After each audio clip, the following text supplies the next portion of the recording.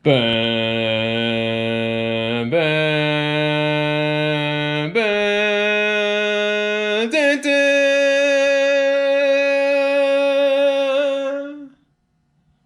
Those are lights. I know I said last time that I would work on getting some of those up, and found a little bit of motivation today, along with a little bit of time to get a few more boards up and put some lights up.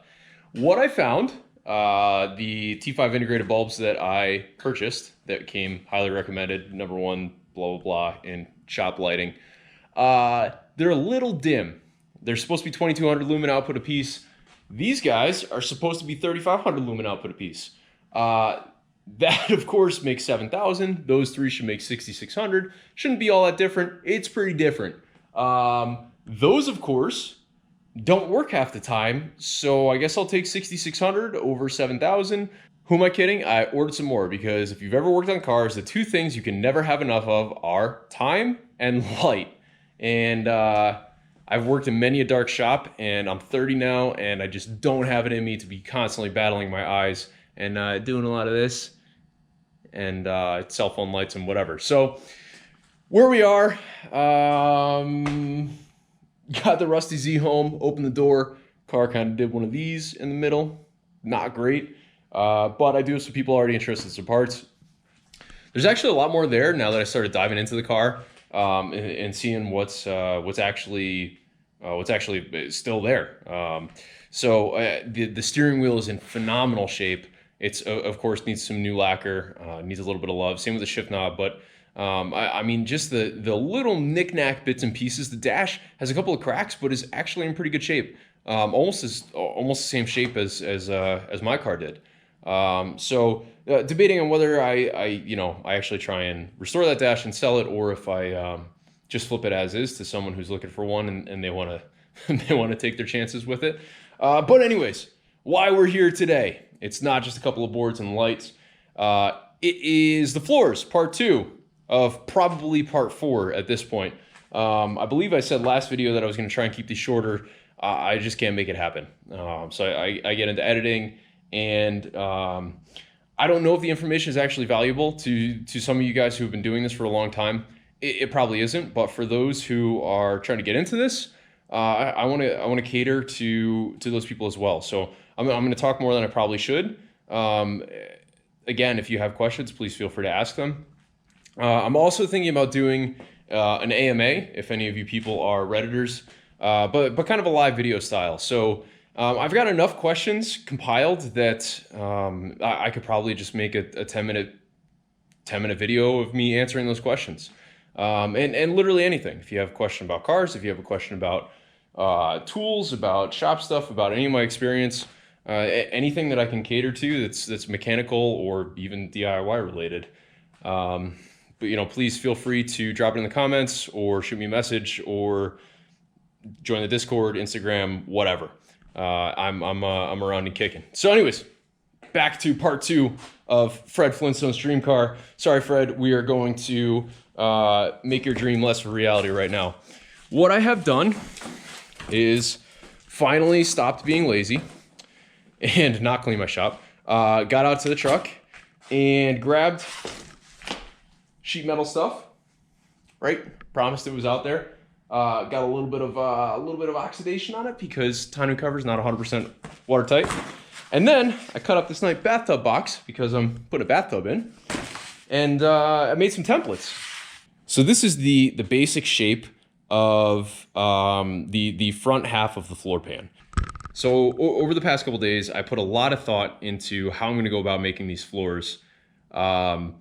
Literally laying in bed, falling asleep, thinking about this stuff, because that's what happens. And I'm gonna make them out of 2 pieces. I know that's kind of taboo. You're supposed to make them out of 1 sheet, the more rigidity and blah, blah, blah, and whatever. But I'm not comfortable cutting the forward support member for the seat rails out. When I apply just a decent amount of body weight, there's a fairly decent amount of flex in the transmission tunnel. The outboard side of the car is fairly solid, right? But I can't figure out a way to rig anything up to secure the trans tunnel in place without welding a cross member, creating more work for myself, to hold that in.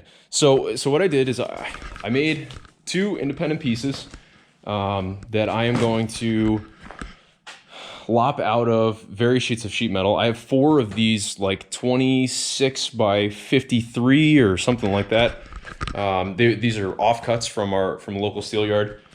So I'm comfortable doing a 2-piece floor for 2 reasons. One, this sheet metal, welding it to itself, I'm confident that I can create enough structural rigidity to not have any flex. This is a new metal. It is good metal, and it is a gauge thicker than most likely what the floors are made of now and what a lot of the replacement floors that are stamped steel that are out there I'm seeing. So get a little bit of that in there anyways. I'm adding a full length frame rail throughout the car. So we talked about last time the shape of the frame rail, right? Well, frame rail ends right there, and that's how it's supposed to be. There's a bunch of people out there that make what they call a heavy duty frame rail or an HD frame kit. And what it does is it brings the frame rail all the way back and then up underneath this hump just to add, again, more rigidity and to take out flex of the car. The less it flexes, the more you can dial in your suspension, and the better the thing handles, right? So between adding that secondary frame rail, beefy frame rail, and then using a thicker gauge steel, I'm comfortable that we can get the results that we want. So what I'm going to do is I'm going to trace these out onto this piece of steel, and then I'm going to cut them out. There's 2 bends that I'm going to make that I could fit in my brake, and everything else is going to be cut and then welded. Seam sealer is supposed to be here in a couple days, so I'm not going to actually install them, but I'm getting everything fit tonight, and then when that gets here, we'll do some install stuff. So, more music in a time lapse. It's just how this shit goes. All right, cool. Time lapse time.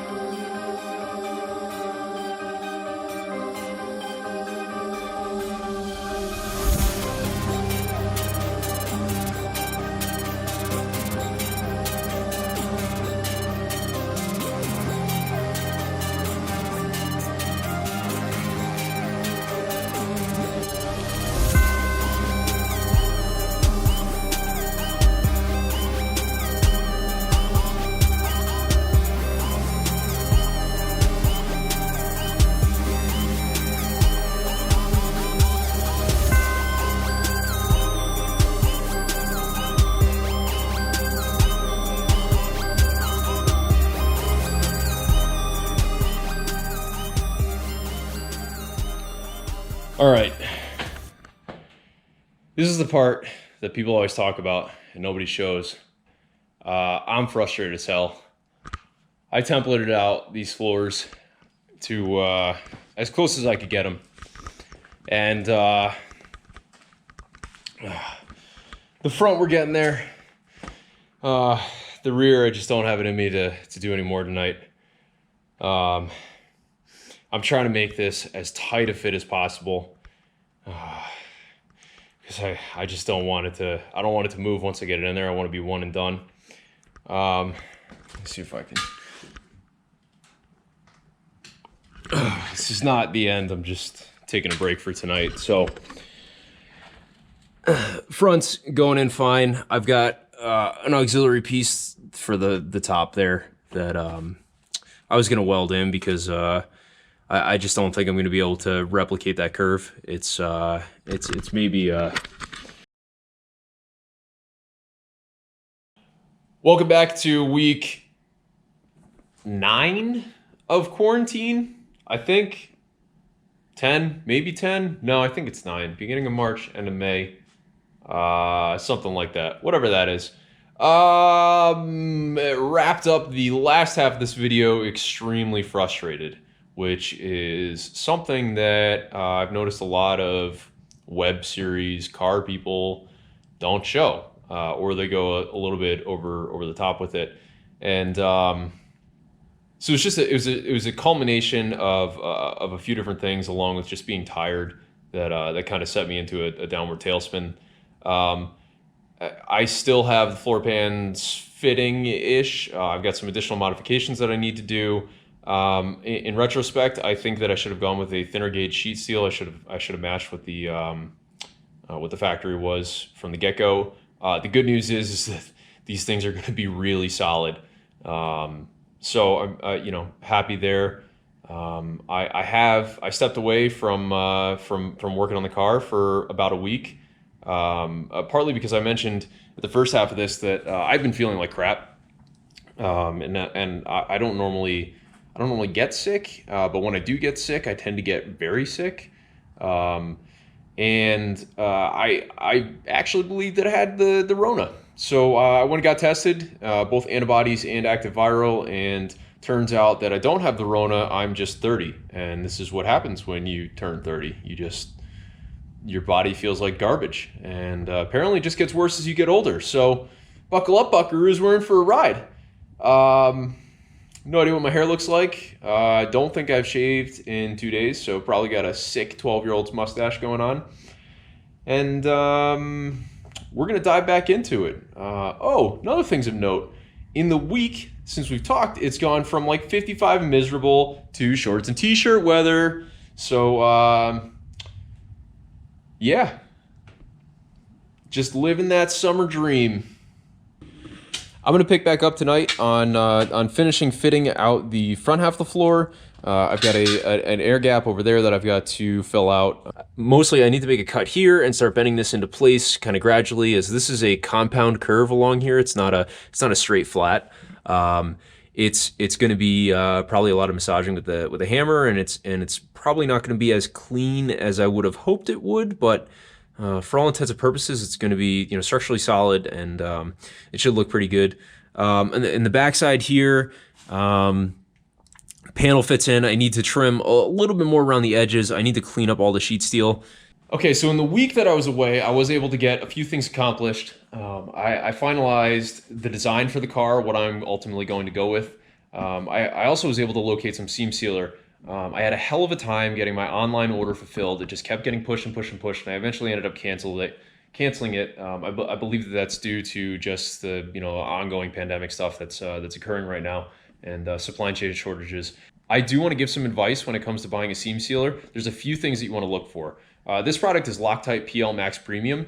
All it is essentially, all seam sealer is in general is essentially an industrial grade adhesive meant for joining seams, right? It's kind of in the name. But there's a few things that you want to look at. Not all seam sealers are the same. The first and the most important is that you want a hydrophobic adhesive. That means that there is no water or moisture content in it when it cures, and that over time it will not absorb any of that water or moisture content.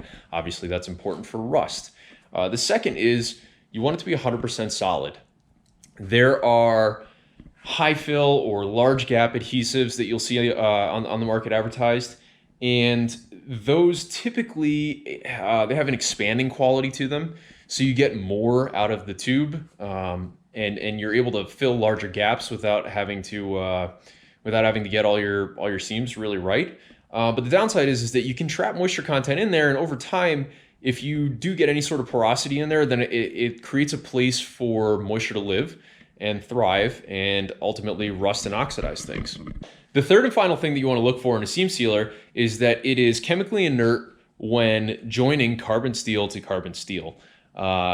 There are a number of products out there that have some sort of preservative or coloring agent or something like that that can create an oxidization or a negative effect when joining carbon steel to carbon steel. For that reason, there are products that are advertised as stainless specific products or ones that are wood, ceramic, whatever. They'll call them multi-purpose. This guy specifically does not have a ton in the advertising verbiage. You actually go and pull the data sheet on it, but luckily Loctite Henkel does a phenomenal job of actually publishing data sheets on all of their products. This you can get at most hardware stores. I actually found this at Lowe's, but I believe that some of the True Values carry the Loctite products. Lowe's definitely does, and then pretty much all your giant box stores you can get or find Loctite. This stuff is not the cheapest. I believe it's about $10 a tube, but 9 fluid ounces. We should get more than enough coverage out of this for the floors and for any of the other patchwork that we want to do.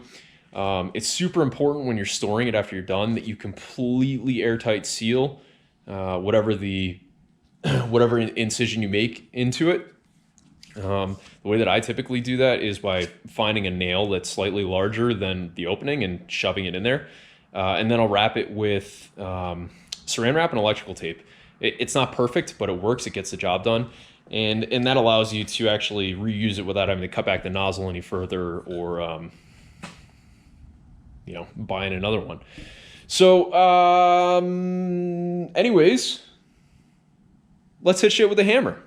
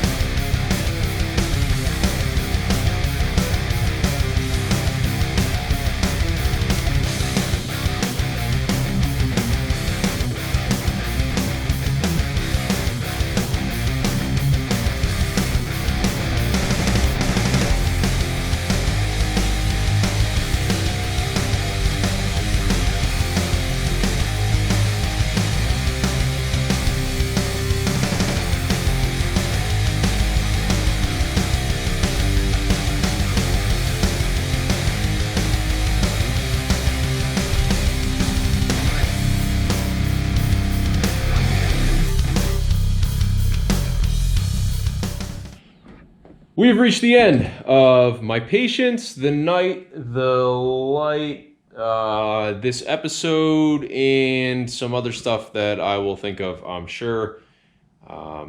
Where we are now is we have the front and rear of the driver's side floor tacked in place and seam sealed in areas where it needed to be seam sealed. I'm going to walk through that with you guys here in a second because I'm sure that statement is probably pretty confusing. So what I did before the second battery died and time-lapse cut out, you saw me cut away the remainder of the necessary portions that I needed to in order to get a good fit. I test fit this thing probably 24 times. A lot of my forming I do with a torch and a wooden mold.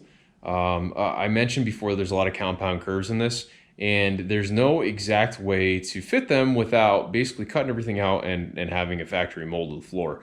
I don't have like a laser scanner and, you know, CNC crazy plasma cutter, all that stuff. I'm doing it all by hand. So a little bit of an old school method to this, but it works, and it's worked for, I don't know, 50 something years, as long as you have the patience to achieve it. Where we stand right now, the front and rear sections of the floor are tacked into place. Both have been seam sealed in places that I cannot access later. And that's important because I chose, instead of doing butt welds, to use an overlap method for a couple of reasons. One, it leads to a stronger joint than a butt weld. Butt welds are just not strong joints, for sure. Two, it doesn't look as good, but I'm more concerned with the structural rigidity of the car and the floors than I am with how the underside of the car looks. So what I have done in the front is I've overlapped the seam that I bent to match the contour of the transmission tunnel by about 3/4 of an inch. I've tacked it in place, and I seam sealed along both sides of the frame rail to the bottom of the floor pan. I did so now because I can't do it later. And I tacked it in place along the edges where I seam sealed as well, because seam sealer does not like heat, and it especially does not like heat when it is not cured.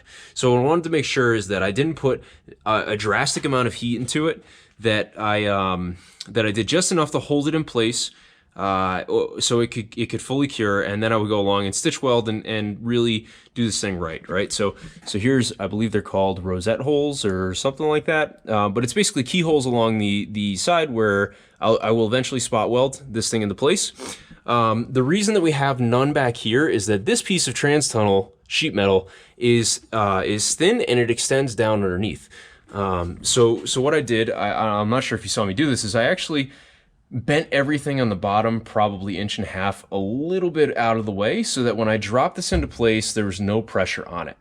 What I'm going to do in the next part of this is lift the car up and bring that sheet metal back to where it needs to be and join it on the bottom side. So I'll effectively have two joints here with seam seal in between them. So I'll have a joint across the top where they meet, layer seam sealer in the middle with some spot welds, and then some stitch welds and some sealant along the bottom of the joint.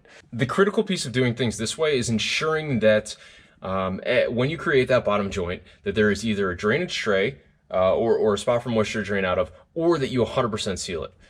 So we can use just an all-purpose caulk to get that done. A silicone membrane, a flexible silicone membrane with some heat resistance to it. They're typically sandable, paintable, all of that. So when the whole thing is done, it'll hide that joint. It'll make it look more like it's factory, and it will hopefully keep all the moisture out. There's only so much we can do. You can never keep moisture out of cars 100%, but we're gonna do our damnedest to make sure that this thing lasts for years to come. In the front here, turn the light back on. In the front here, I created a slip joint. For two reasons. One, there is no way so to go from a flat plane to the probably 2.5 or 3 inch radius kind of gradual incline that's in the floor here to the flat piece right here, there's no way that I was going to be able to do that smoothly by hand with the tools that I have in the car, not on a rotisserie. So I effectively created a slip joint. So I tacked across the top, got the floor into place, and then pushed this piece of sheet metal, which this is actually a piece of 16 gauge. So I pushed it into place to match the contour and then tacked it into place. So it matches the contour of the floors. Again, once it's fully welded, once it's fully sealed, you know, you might be able to notice it a little bit, but it won't be that noticeable. Same thing goes for that corner. I need to finish that up, but I didn't want to push on that corner too much because I wanted to let the seam sealer fully adhere. And when I push on that corner, it kind of lifts the middle of the floor here. So I'm gonna wait for the seam sealer to fully cure here before I deal with that corner. So a little bit of a curveball here across the back. So I created another slip joint, again, to match the contour and to make sure that things are nicey nice.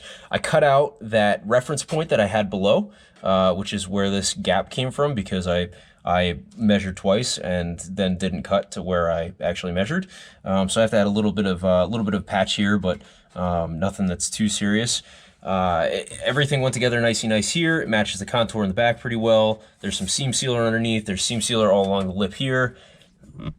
The oops part of this is that, so I started on this side so that I could roll this into place and keep adequate pressure on the trans tunnel when all was done. This lip was also really tight tolerance to where the bottom of the trans tunnel was. So I needed to make sure that I had this side set before getting this side into place. In pushing it into place, I discovered that this section of sheet metal that I thought was pretty solid, that was actually pretty solid, is not as solid as I thought. So I noticed a pinhole. I put my finger in there, I hit the chisel in there, and it started to bust open. So we're gonna add another patch panel up here on the top. It wasn't worth it to me to pull that whole piece of floor out to add another piece of, you know, say a 4x2 piece of sheet metal. I can easily put a patch in there, and I'm going to patch it from the backside as well, especially because that's where the stock seat bolt mounting location is. So what I wanted to do in those areas is actually add like an SCCA or an NHRA approved plate, which is typically a 6x6 of at least 3/16 gauge sheet steel for a seatbelt bolt. So that this thing is, again, it's you know, we want to make it safe for the road. We want to make it safe if God forbid anything happens, then we are A-okay. So all in all, pretty good shape.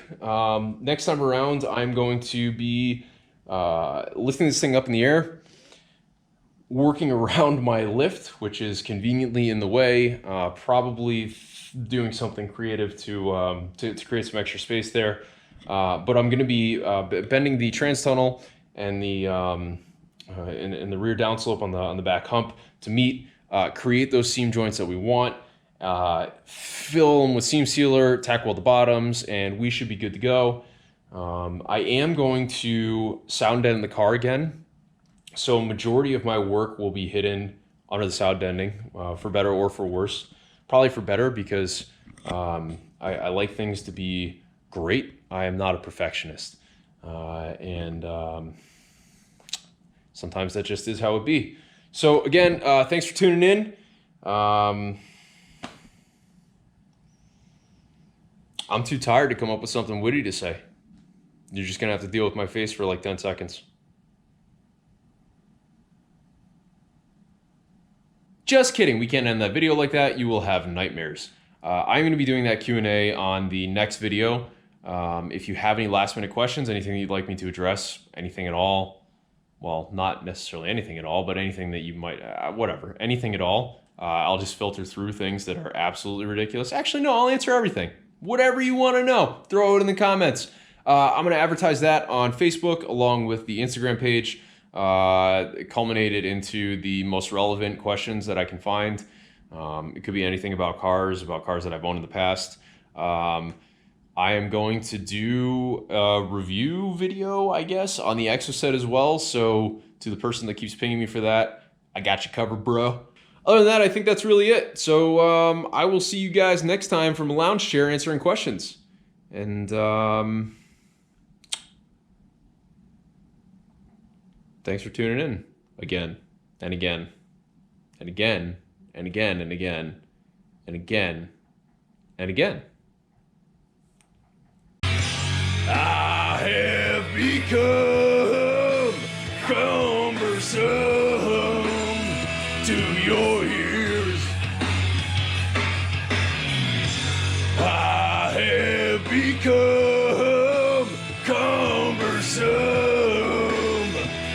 YouTube.